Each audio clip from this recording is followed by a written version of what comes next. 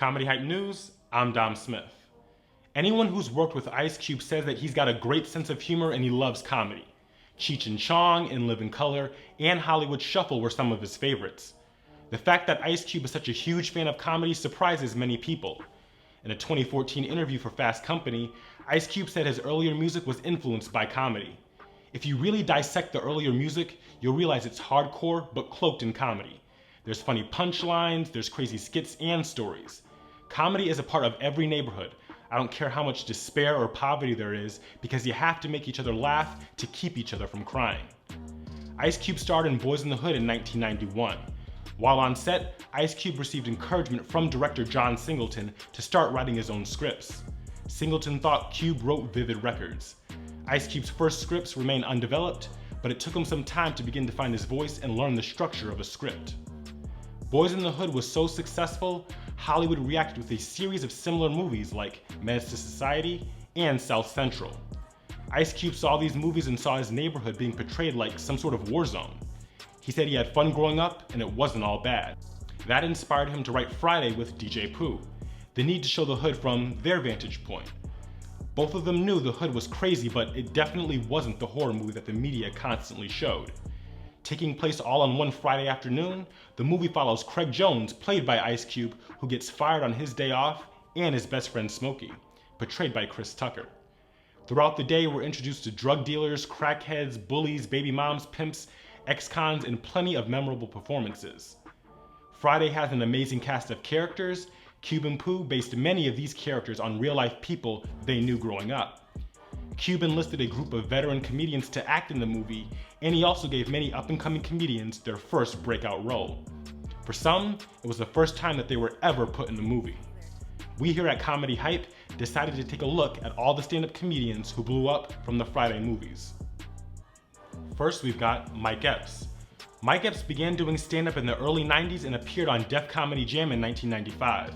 His set was well received and it led him to joining the Def Comedy Jam tour shortly after.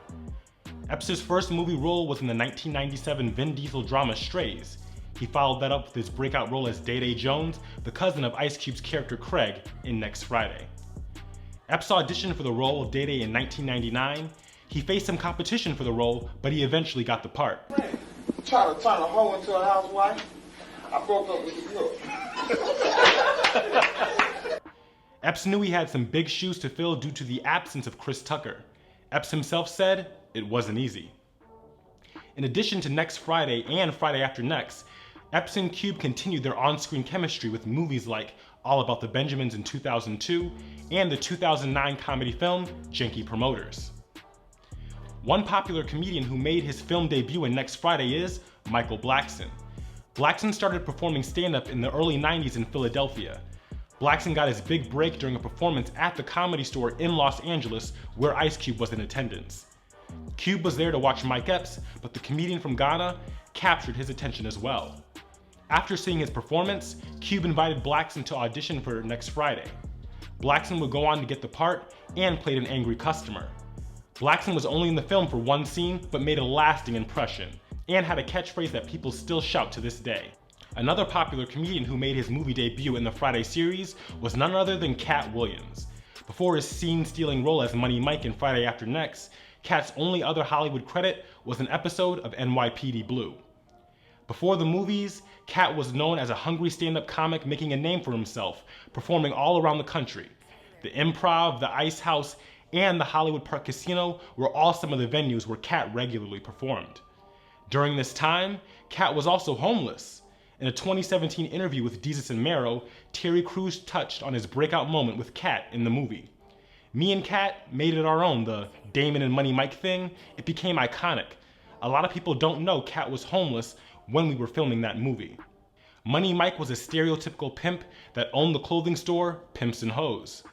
Cat was absolutely perfect for this part and would influence many of his other roles, including his stand-up.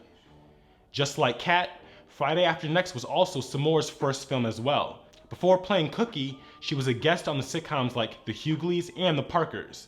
She also gained notoriety as one of the queens of comedy with Miss Laura Hayes, Adele Givens, and Monique. Comedian Don D.C. Curry played Uncle Elroy in both Friday sequels. After Next Friday, Curry got his first Comedy Central half-hour special and went on to appear in episodes of Comics Unleashed and Def Comedy Jam. Curry says people still walk up to him and ask him to quote Friday to this day.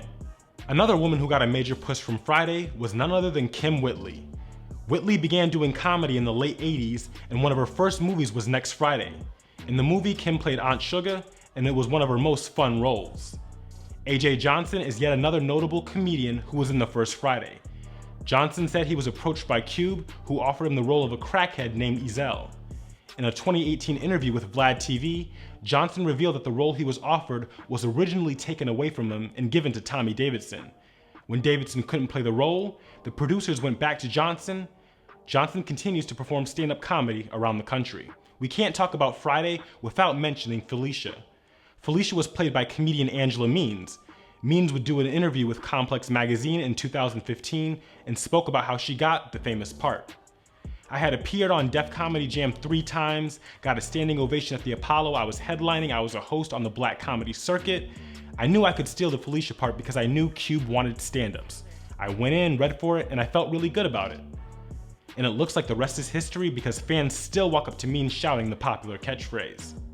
Lastly, we know that Chris Tucker's breakout role was none other than Smokey in the first Friday movie.